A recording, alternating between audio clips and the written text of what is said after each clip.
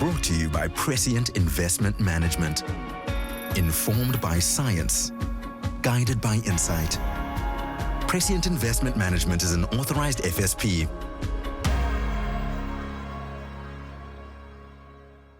Welcome to Honest Money. You've got me going solo again today, and we're talking about how you align your investments with your personal values. So some people will feel very strongly that if they're investing their money, they want to make sure that their money is going into causes that are important to them. So very obviously, people will want to make sure that they're investing, in something that saves the environment. That you're not investing in businesses that are actually harmful to the environment. And another example will be, you don't want to support businesses, for example, in South Africa's history, that might have been a party to corruption in our country, or businesses that use child labor, in some dictatorship somewhere. So in general, there is a phrase for this, and it's called social and responsible investing, or ESG, environmental and sustainable and governance factors when you invest. So kind of it's become a little bit of a catchphrase, ESG, or socially responsible investing, and I think it's important to understand a product. So the kind of the ESG product, there'll be an ESG ETF or an ESG fund versus the principles of what you want to do with your money. And so, I mean, I think it's a no-brainer to say to people, a lot of us will want to invest according to our values, according to things that are important to us. So for me, I want to make sure that I'm investing my money, not doing harm to the environment, making sure that we do the greatest good for the most number of people, but I want to do it in a sensible and rational way.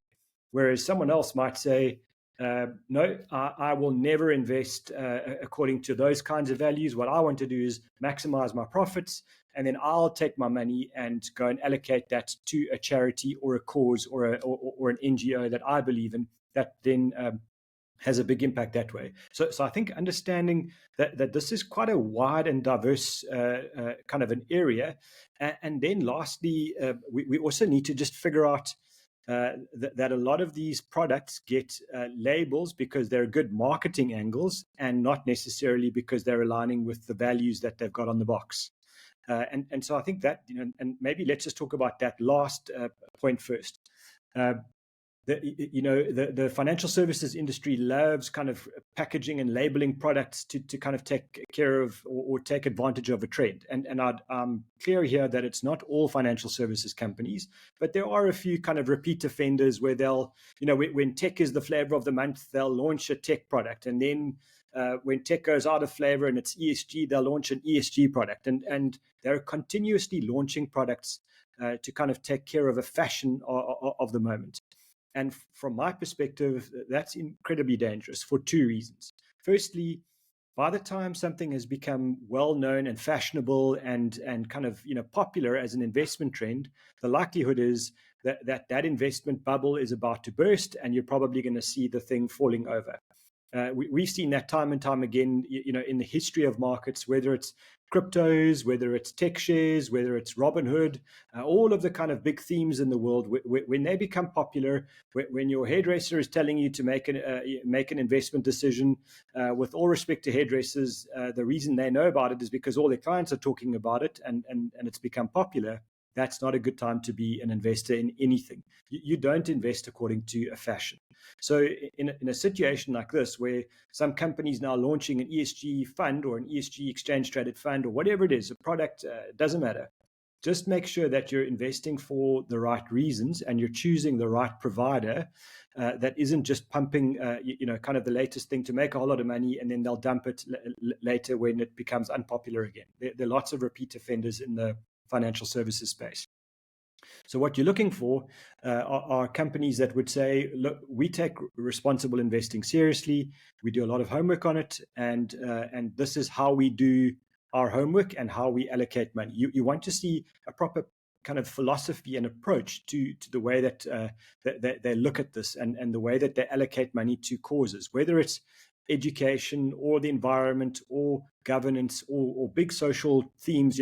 For example, the gender inequality pay gap. That might be a theme that people feel strongly about. But then the companies that you want to use to kind of invest your money understand how they approach this.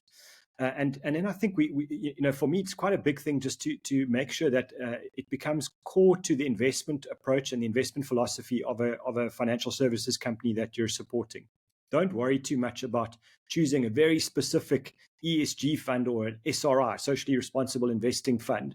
Rather say, I'm allocating money to companies that take this seriously and it's part of their DNA as an investment company, and not just a product that they've got out there. Because they might have the ESG product and it might be stacked up right next to their fossil fuel product, and then what are the values? So I think just be careful there. If we're talking about, let's just say, greenwashing, that's kind of a thing, that a real bugbear of mine. There are a lot of companies out there that try to get, credibility that they're managing their businesses and they're managing assets, in an environmentally sustainable way. That's a very nice philosophy, and it's a value that we can all get behind.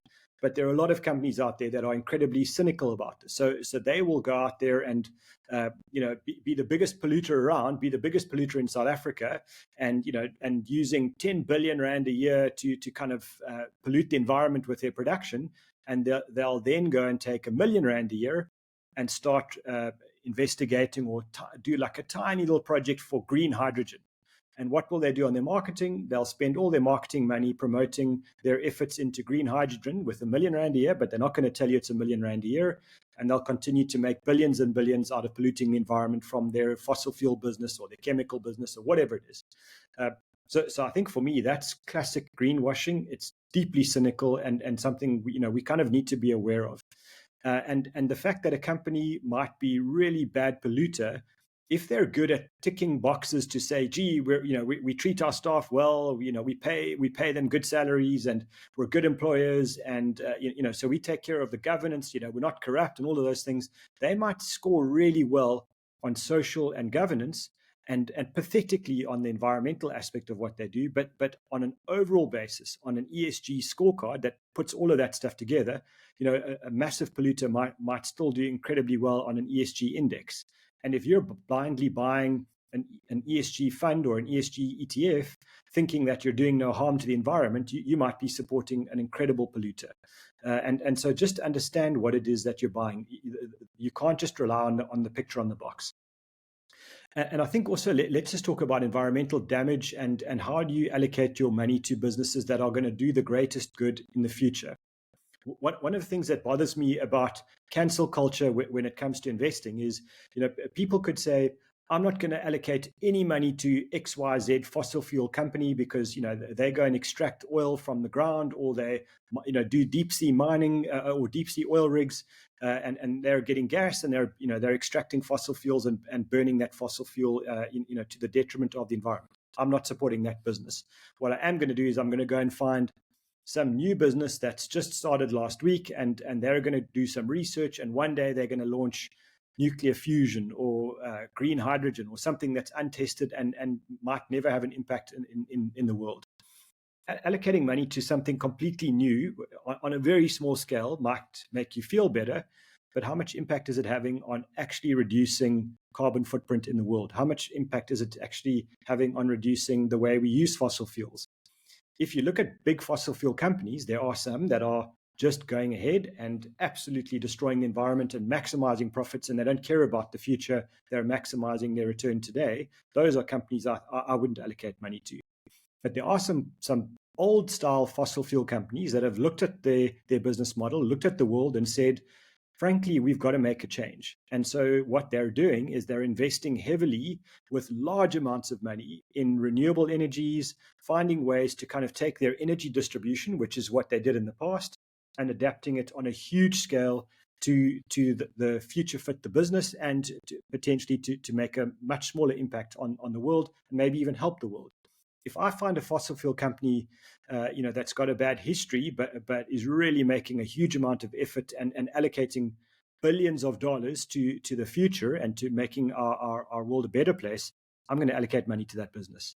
The fact that they've got fossil fuels still is a problem for me, but I know that as an energy company, they're going to have a massive impact on reducing their fossil fuels over time and migrate that to kind of making a big impact on the environment in the future. That's worth allocating money to. If we find green hydrogen becomes a thing that really works on a big scale, I'll invest in it. That makes sense to me. But I'm not going to allocate money to some research and development house that promises the world and delivers nothing, while we could have been allocating money and forcing big old-style companies to change their ways. I think we need to change our cancel culture to an engagement culture. We need to be, as investors, making sure that when we vote at general meetings and when we kind of put out our displeasure to companies that are doing badly, we force them to be better. Don't just stop. Don't just disinvest. You need to engage. Companies don't work if you just ignore them. You've got to engage them properly and make them be better. Eventually, those companies are being managed by parents, who have young children, who are worried about the future. And so they're sitting with the same sets of concerns we have, and they might be making an enormous investment in the future. We just don't know because we're ignoring them or we're shouting at them. And I think our view here is let's engage, let's understand what we're doing and be careful about how we invest. And I think it applies in South Africa as well. All of us want to allocate money to renewable energy. If I can find a renewable energy investment that's adding electricity to the grid or adding electricity to a town or a city or a group of houses in a sustainable, really kind of growth-oriented way, that's great. But I also want to choose an investment that's low cost, that's transparent, that's going to give me a return. It's not just a donation to a charity. If I wanted to make donations, that's a different conversation altogether. This is honest money. We're worrying about how we grow our money and how we save the world at the same time. And I feel be careful when you make investments into things that are being promoted at you as just green, just sustainable or just ESG. Look at the fees. Look at how they do, how they're actually managing their businesses. Look at how much money they're making out of the deal. A lot of the time, there is some poor person at the end of the chain of money that's kind of just started a little farming enterprise or just started planting trees.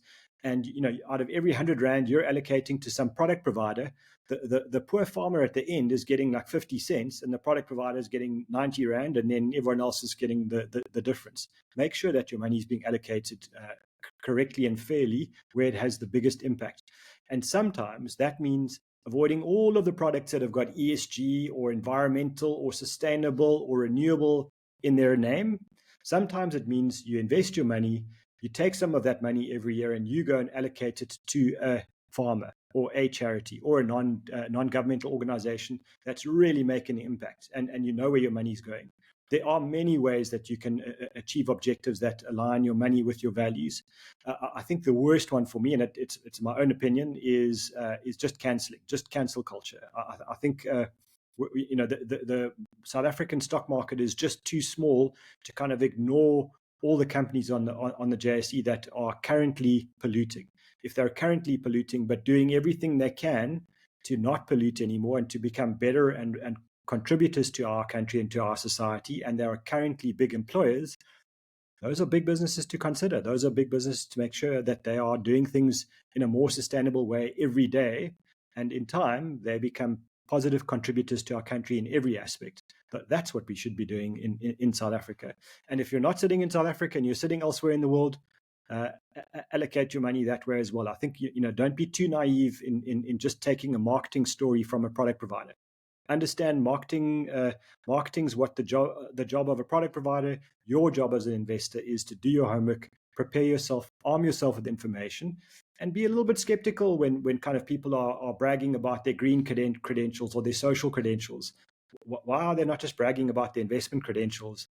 And as part of that, their green and social credentials are stacked up because that's long-term sustainable thinking that leads to good long-term sustainable investment rewards. Be kind of aware on this. I think it's a gray area. I'm hoping it becomes a green area, and that's why we've got green in our logo. We're about the future. So just understand, we need to do our homework on this. Thank you for listening, and I hope you find this useful. Brought to you by Prescient Investment Management. Informed by science, guided by insight. Prescient Investment Management is an authorized FSP